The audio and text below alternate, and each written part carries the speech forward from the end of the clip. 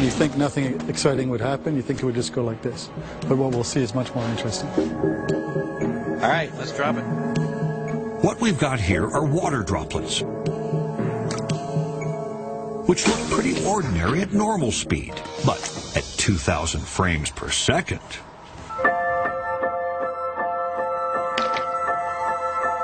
Maybe mathematician John Bush can explain to us just how a drop can bounce. Whoa, whoa, whoa. That is so cool. And that's just going to float all the way over to here. Oh! Okay, so you're saying that that happens all the time? That's right. Every time a water drop coalesces into water, so every time it rains, the raindrop hits a puddle. Rains. That's raindrops in a puddle. Yeah, so that's billions of times a day.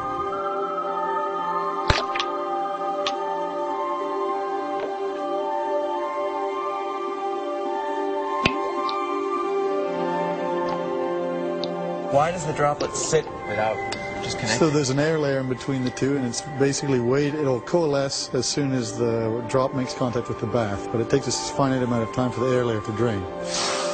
Or for non-PhDs, there's a thin layer of air separating the drop from the water. But as the air is pushed aside, most of the droplet connects with the water below.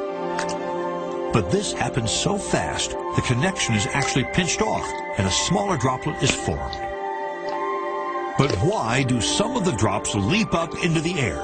When it coalesces, waves are generated at the point of contact, and they sweep upwards, and they apply a force, which lifts the drop off the surface. And then once again, it's surface tension. It has enough force that it pulls itself back off. That's exactly right. A tenth of the size. This surface tension is the quality of a liquid that causes the surface layer of that liquid to behave like an elastic sheet. It's the effect that allows insects to walk on water and water drops to hold together. Wow, that's crazy. That's amazing.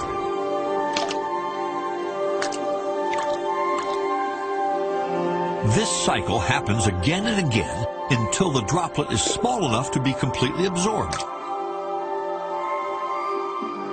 Try to get Sure.